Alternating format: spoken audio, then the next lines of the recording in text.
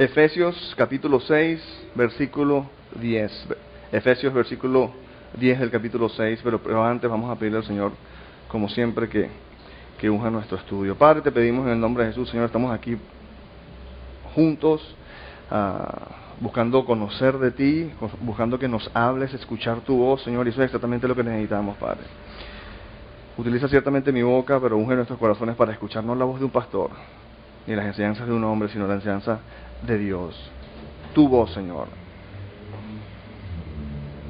Aduéñate de este tiempo, Señor, y unge este estudio para que seamos libres al conocer la verdad. En el nombre de Jesús te pedimos. Amén. Amén. Ok. Bueno, la semana pasada dejamos a Pablo dándonos exhortaciones en cuanto a nuestras relaciones horizontales más importantes. ¿Se acuerdan? En nuestras relaciones de pareja, de familia y de trabajo, ¿no? Y veíamos que adoptar una cultura de gracia, una mentalidad de abandono en amor incondicional es la clave para experimentar libertad en todas nuestras relaciones horizontales.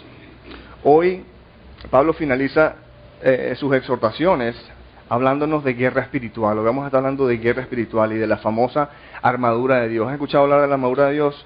Es muy famosa, pero la armadura de Dios que debemos tener siempre puesta para sobrevivir en la guerra espiritual en que vivimos. ¿Ok? Pero bueno, veamos aquí en Efesios 6:10.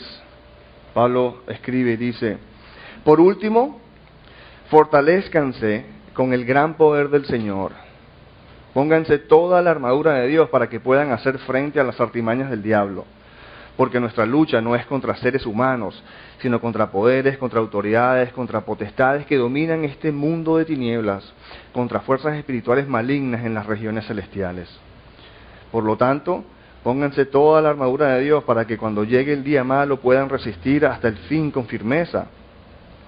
Manténganse firmes, ceñidos con el cinturón de la verdad, protegidos por la coraza de la justicia y calzados con la disposición de proclamar el evangelio de la paz. Además de todo esto, tomen el escudo de la fe, con el cual pueden apagar todas las flechas encendidas del maligno. Tomen el casco de la salvación y la espada del Espíritu, que es la palabra de Dios. Ok, este es el texto de nosotros para hoy, y a manera de observación podemos ver, primero que nada, dos cositas. Lo primero que vemos que es obvio es que estamos en una guerra espiritual. Pablo nos dice que estamos en una guerra. En el versículo 11 dice, hacer frente a las artimañas del diablo. Y el 12 dice, porque nuestra lucha no es contra seres humanos, sino contra poderes, contra autoridades, contra potestades que dominan este mundo de tinieblas, contra fuerzas espirituales malignas en las regiones celestiales. En el versículo 16 dice que este enemigo nos manda y nos ataca con flechas encendidas. Y yo creo que es importante que nosotros adoptemos y meditemos en esto, porque necesitamos adoptar una actitud de guerra. Muchos de nosotros vivimos y perdemos la concentración y nos distraemos y terminamos viviendo la vida como si estuviéramos en Disneylandia, como si esta vida fuera para divertirnos y entretenernos, cuando en la realidad esta vida es una vida que se vive. Es una guerra espiritual. En este mundo en que vivimos es un campo de batalla, de que es importante. Mi mamá siempre dice que guerra avisada no mata soldado, y si lo matas por descuidado, decía mi mamá, o dice mi mamá. Pero bueno, este es el punto que está Dios diciéndonos aquí. Mira, este no es un parque de diversiones, ¿ok? Nosotros estamos en esta vida y hay una guerra espiritual de gran orden que nosotros, porque no lo vemos con nuestros ojos naturales, no significa que no existe y que no está ahí. Si adoptamos y desarrollamos un poquito de sensibilidad espiritual, nos podemos dar cuenta cada vez más de lo grandiosa y de lo grande que es realmente esta batalla. Y lo digo para que entonces nosotros podamos adoptar una actitud de guerra, de estar vigilantes, de estar sobrios, porque no hay tiempo para estarse descuidando. La segunda observación que veo aquí es que, mira, para hacer frente a los ataques de nuestro enemigo, Pablo nos dice que debemos ponernos toda la armadura de Dios. ¿Okay? Que nos debemos poner toda la armadura de Dios. En el versículo 14 dice, cinturón de la verdad, coraza de justicia, calzado a disposición de proclamar el evangelio de paz. El versículo 16 dice escudo de la fe, y al final el casco de salvación en el versículo 17, y espada del Espíritu, que es la palabra de Dios. Pero en realidad, cuando nosotros vemos estos implementos que Pablo nos dice que debemos ponernos, La gran pregunta es, bueno, ¿pero qué son todas estas cosas? Ok, ya lo capto, pastor. La palabra enseña que vivimos en una guerra y debemos estar alertas y darnos cuenta que esta vida no es un parque de diversiones y que más bien hay una guerra que se está librando y debemos estar pendientes, no solo para no ser casualidades, eso se dice en inglés, casualidades que nos maten en la guerra, sino más bien para también participar y poder ayudar. Y Pablo nos dice que nos pongamos esta coraza, esta armadura, pero ¿qué son todas estas cosas? Mira, y cómo se obtienen, ¿dónde se compran? ¿Será que voy a Sodimac a comprarme el casco de salvación o el cinturón de la verdad, o es que tengo que ir al Jockey Plaza? Ese es el punto. Lo pongo en forma así jocosa un poco, porque muchas veces vemos esto y no captamos realmente lo que la palabra nos dice al respecto de esto. Y para entender lo que esta armadura es, vamos a considerar esta ilustración, o mejor dicho, sí, la siguiente ilustración. Mira, el punto es el siguiente: porque fuimos creados, y presten atención, porque esto es un esquema que yo lo tengo en la cabeza claro, y me ha ayudado hartamente para poder divisar cómo es que Dios funciona y dónde está la guerra y dónde está todo lo otro. Pero por eso me tomé el tiempo de hacer esta presentación en PowerPoint, para que en cierta forma tengamos todos el mismo esquema mental y poder saber estar en la misma página cuando hablamos de estas cosas. Pero el punto es el siguiente: mira, porque fuimos creados a imagen y semejanza de Dios.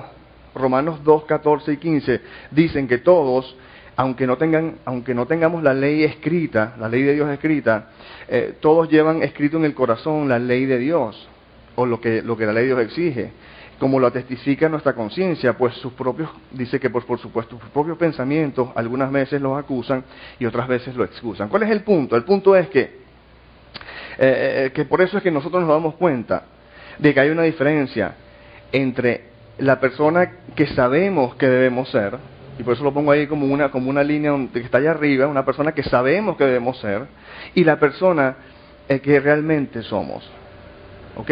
Hay una persona, todos en cierta forma sabemos, aunque no sepamos, aunque no tengamos ni noción para nada de la Biblia. Ahora, nosotros que tenemos la Biblia, que tenemos la ley escrita, conocemos aún más. Pero sin conocer la Biblia, la misma Biblia, en Romanos 2, como acabamos de leer, habla de que todo ser humano tiene intrínsecamente la noción de la ley de Dios. Y por eso es que cuando somos confrontados con la diferencia entre la persona que sabemos que debemos ser y la persona que somos, esto produce en nosotros lo que llaman oprobio. Y es una palabrita un poco inusual para nuestro lenguaje cotidiano, más sin embargo es una palabra que vale la pena que nos paremos a meditar. Cuando somos confrontados con la diferencia entre esa persona que sabemos que debemos ser y la persona que realmente somos, esto produce en nosotros lo que llaman oprobio. El diccionario pone la palabra oprobio como ignominia, afrenta o deshonra pública, lo que es vergüenza, culpa o condenación. ¿Okay? Entonces hay una diferencia, y porque estamos creados en la imagen de Dios conocemos esa diferencia. Todos sabemos dentro de nosotros que nosotros deberíamos ser menos egoístas de lo que realmente somos. Y sin embargo, ¿por qué somos egoístas si sabemos? ¿Y por qué sabemos? Los animales no tienen esto. Solo tú y yo tenemos esta capacidad de ver la diferencia entre quién somos y quién deberíamos ser.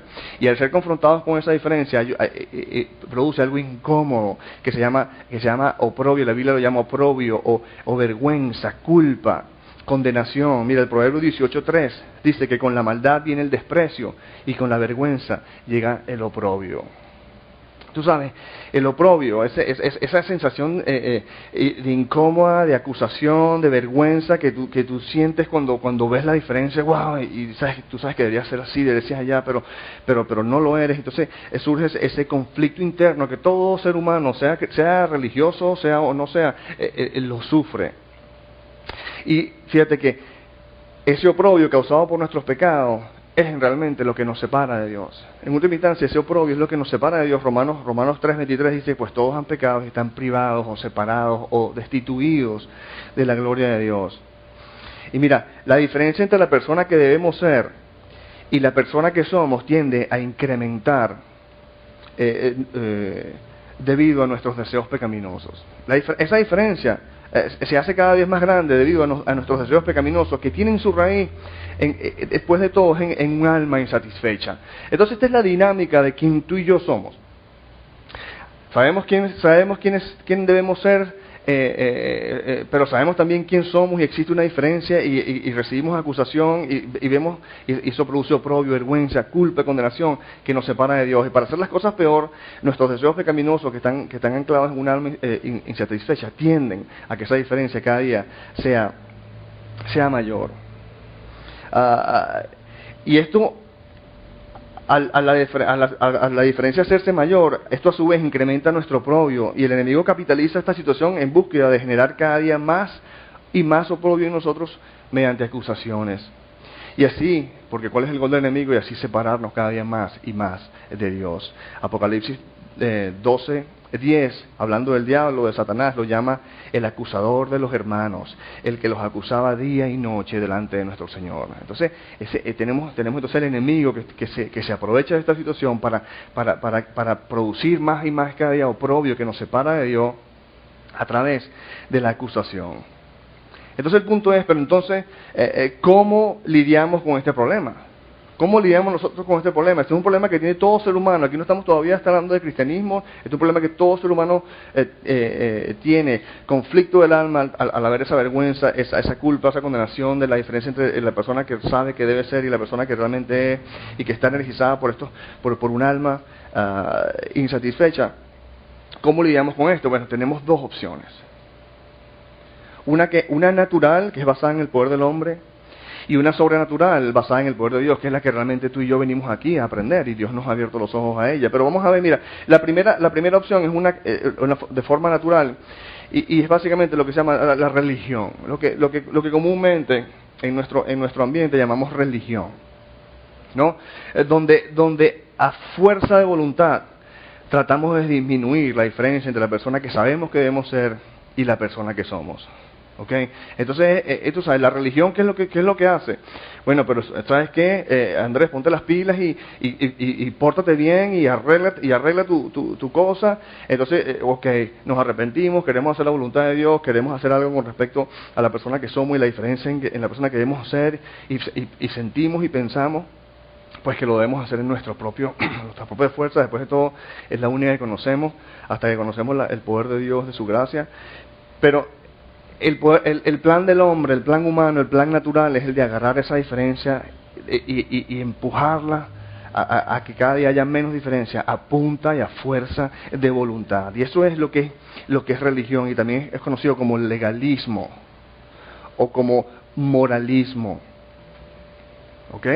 Eso se pueden identificar, eso es lo que típicamente hacemos, pero ese no es el plan de Dios, porque mira, ¿qué dice la Biblia acerca de esta manera de lidiar con el oprobio, con nuestros deseos pecaminosos? ¿Qué dice la Biblia? Y mira, si quieres vayan a Colosenses 2:20.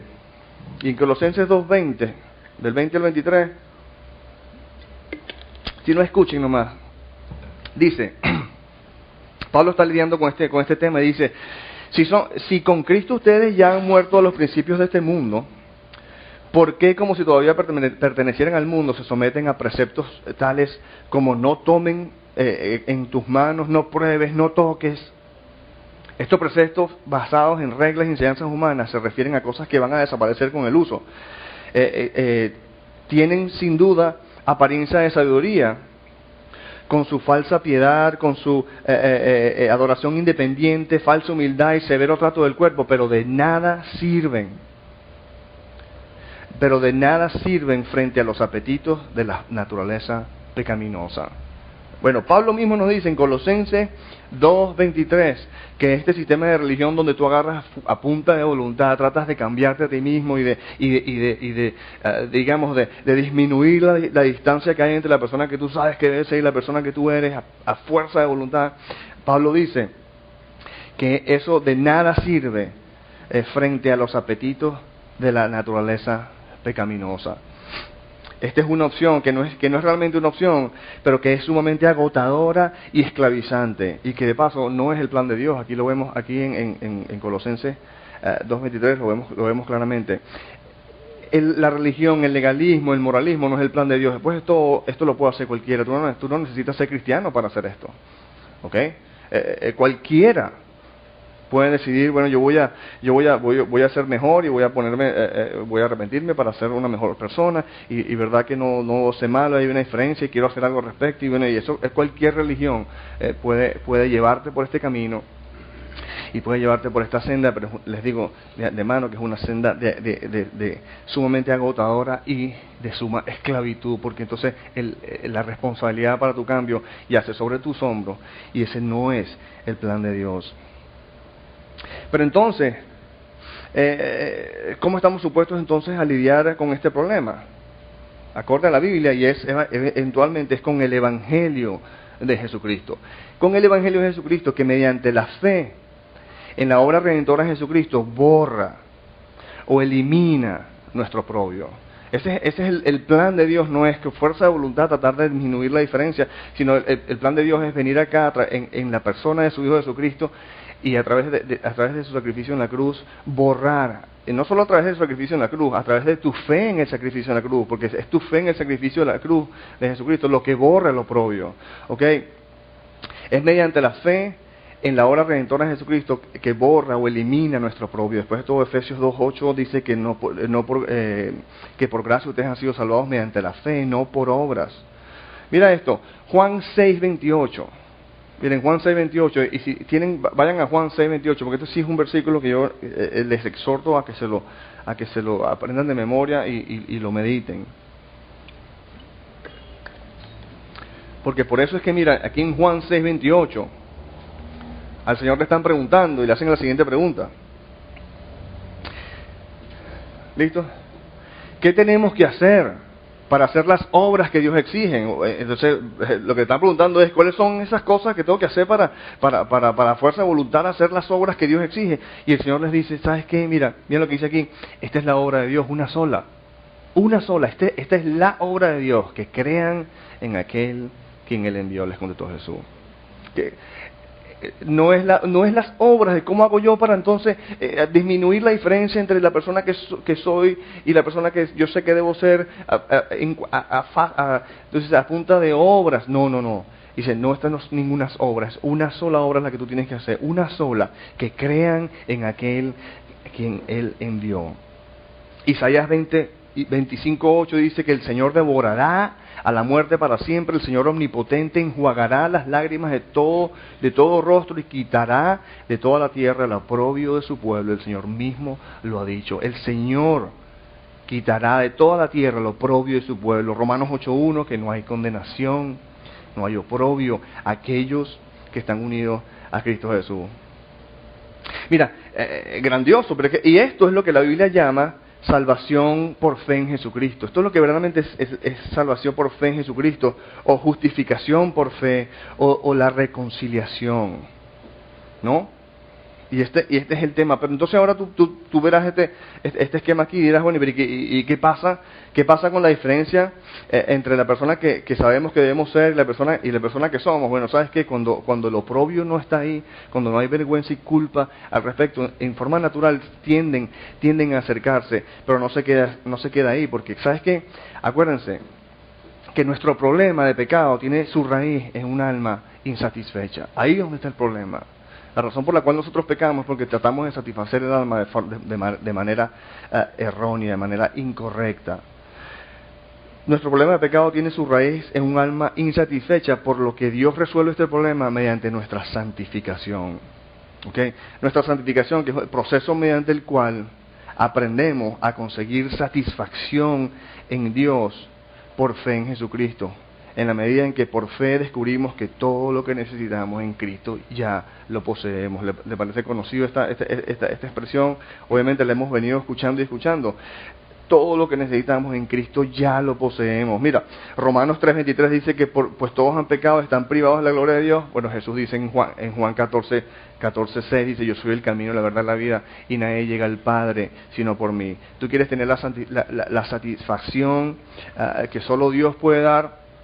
Bueno, es a través del perdón de los pecados, la eliminación de lo propio que te separa de Dios, que puedes entonces empezar tu caminar, tu andar, para descubrir los tesoros de Dios y ser satisfechos en Él. Porque es cuando, mira, solo gracias a Jesucristo obtenemos acceso a Dios Padre para ser satisfechos en Él.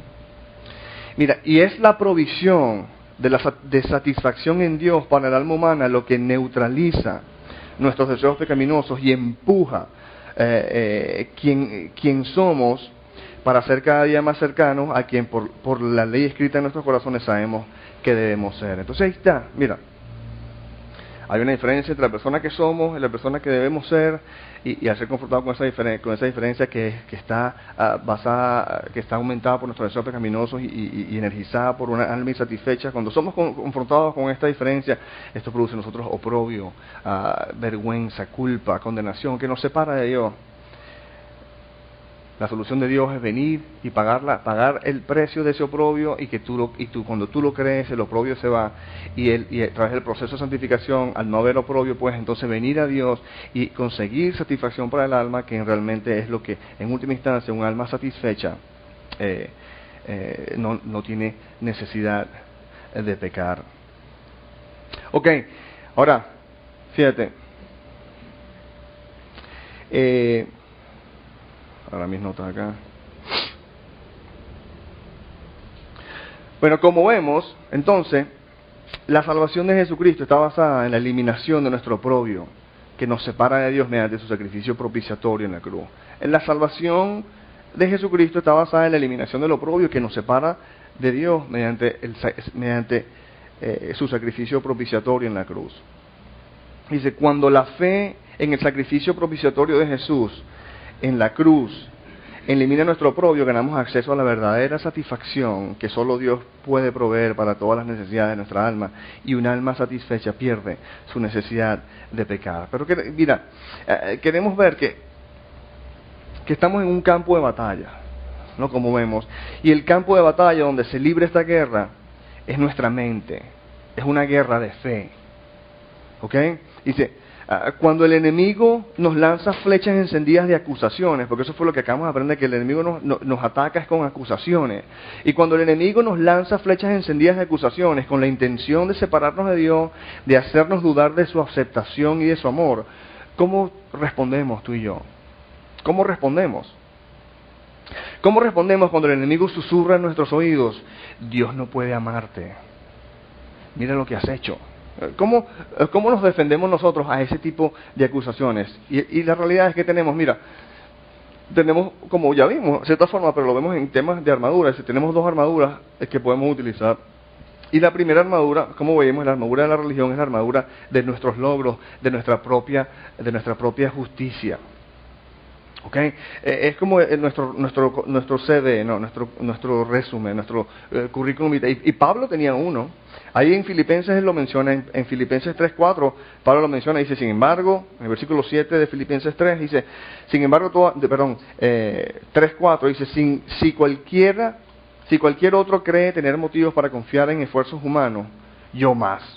¿Por qué? Porque mira, aquí está mi CV, todos mis logros. Dice, circuncidado al 8º día, del pueblo de Israel, de la tribu de Benjamín, hebreo de pura cepa, en cuanto a la interpretación de la ley, fariseo, en cuanto al celo, perseguidor de la iglesia, en cuanto a la justicia que la ley exige, intachable. Entonces viene, ok, ¿cómo lidias tú con esas acusaciones del enemigo?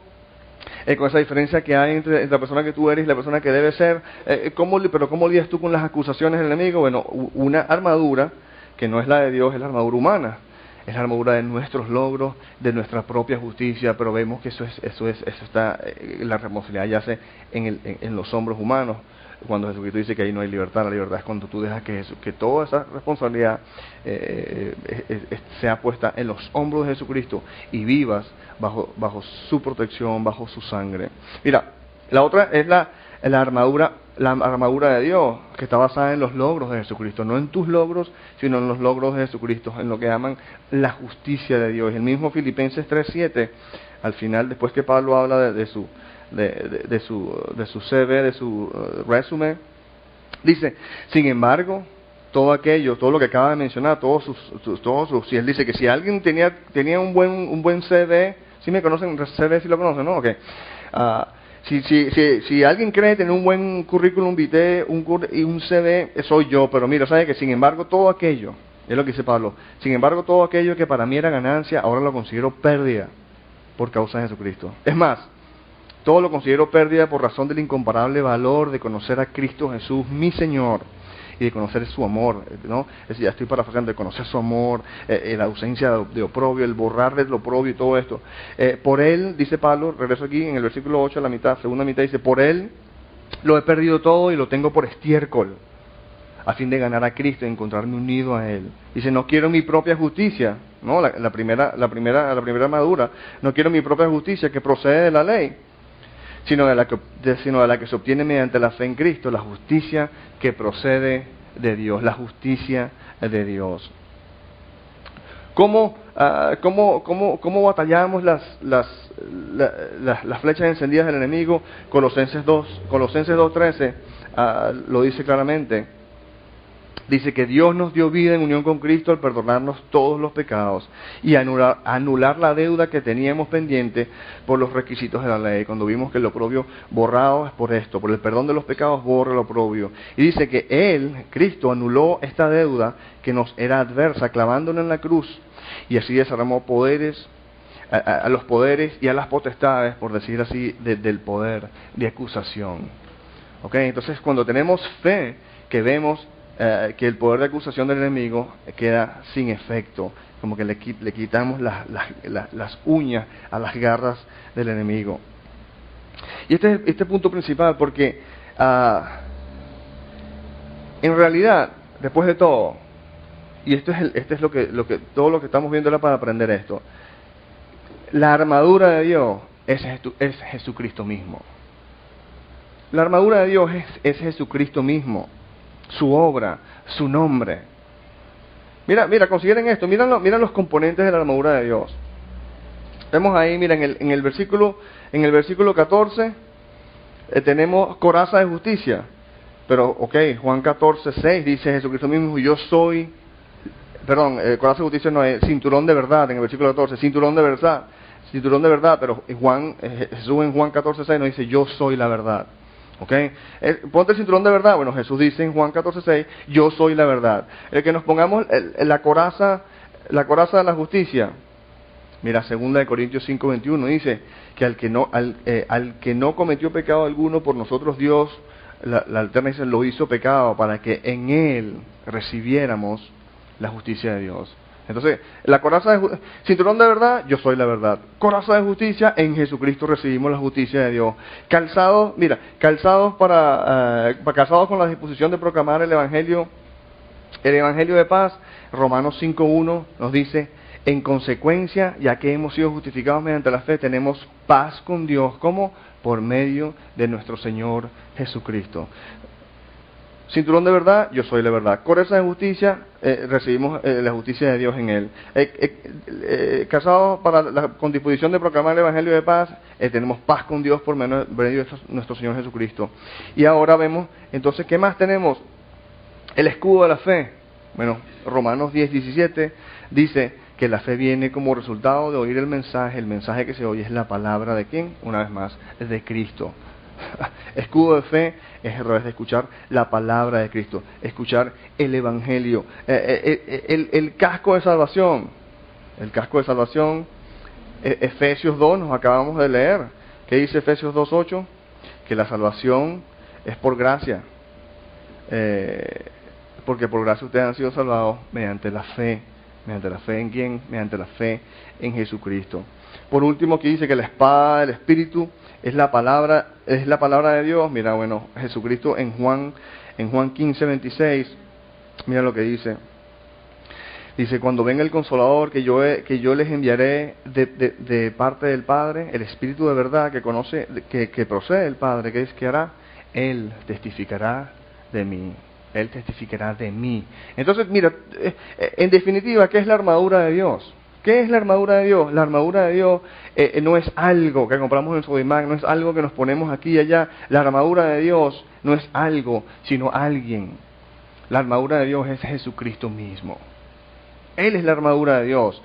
Bueno, y esto no debería extrañarnos, porque 2 Corintios, ya hemos visto este versículo muchas veces, 2 Corintios 1:20 dice que todas las promesas que ha hecho Dios son sí en Jesucristo. Toda la provisión de Dios para los seres humanos es Jesucristo. Cuando Dios le dio a Jesucristo al ser humano, le dio todo lo que necesita para ser feliz.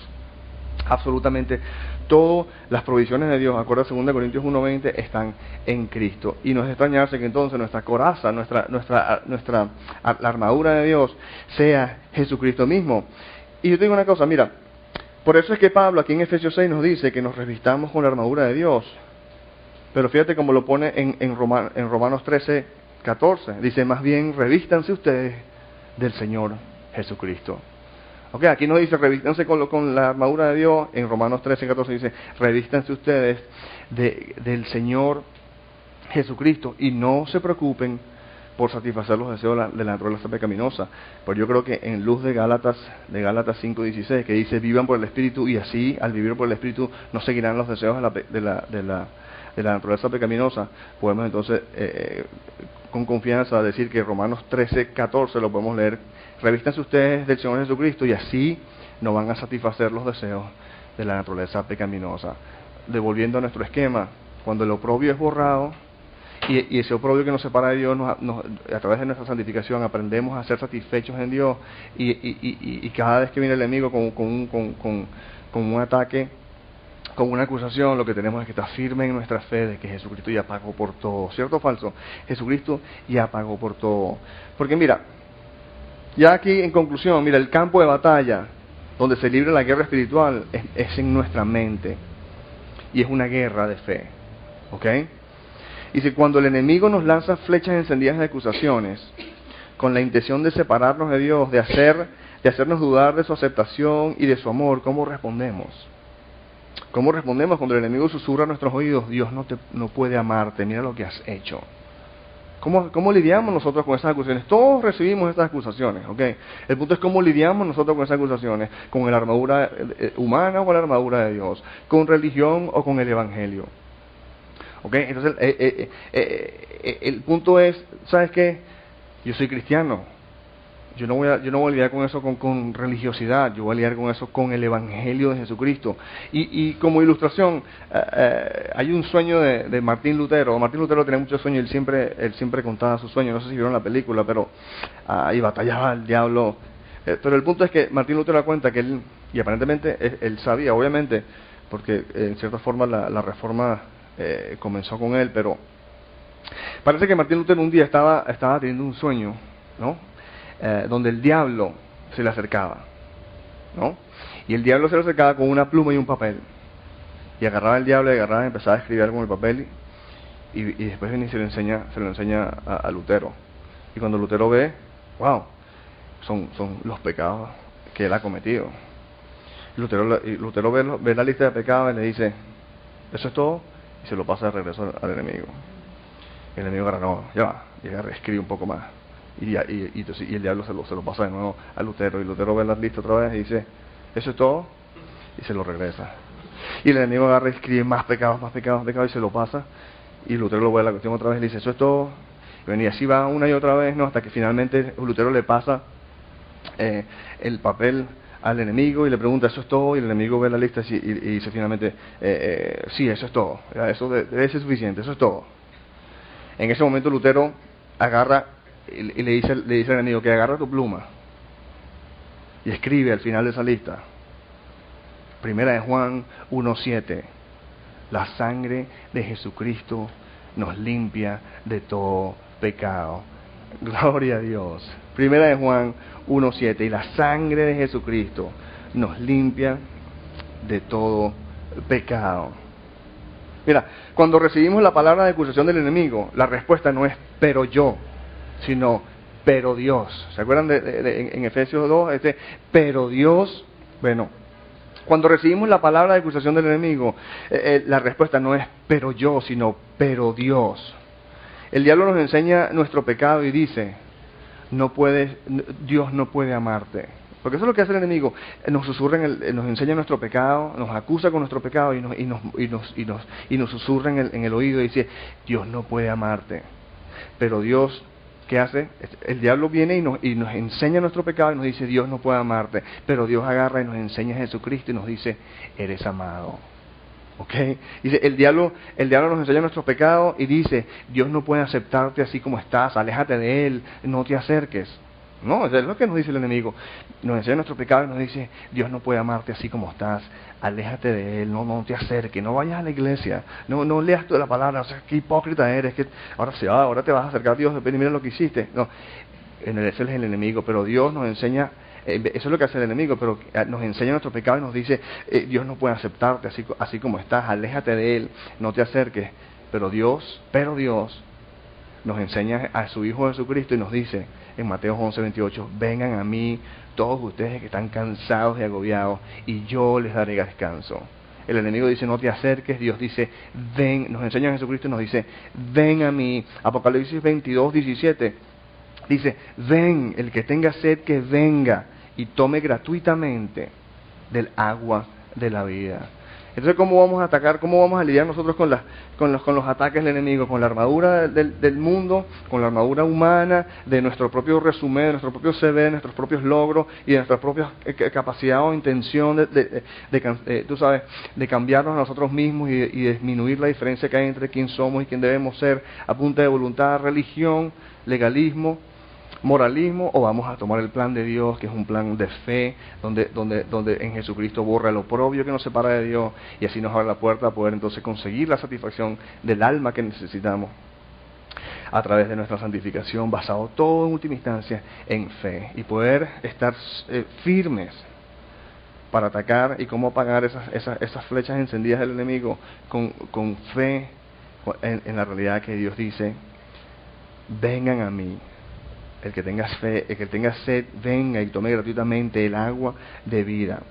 Mira, esta es la palabra que Dios quiere que creamos para que resuene en nuestros corazones por fe. La palabra que tiene la capacidad de abrirnos constantemente la puerta al amor de Dios.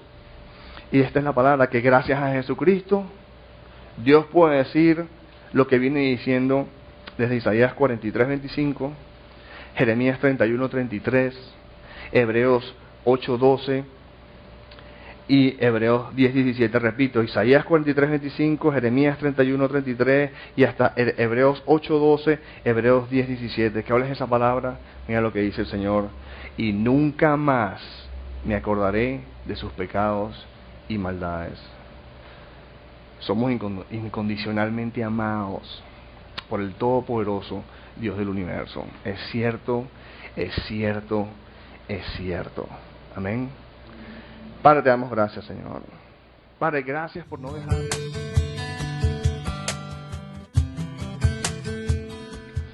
No queremos terminar nuestra enseñanza sin antes darte una oportunidad para entregar el control de tu vida a Jesucristo. No estoy hablando acerca de hacerte religioso o de afiliarte a alguna iglesia en particular. Estoy hablando acerca de conseguir verdadera vida, paz y gozo a través de una relación personal con el Señor Jesucristo. Si estás decidido, repite conmigo: Señor Jesucristo, me arrepiento de todos mis pecados. Te pido que entres en mi vida. Sé mi Señor y Salvador.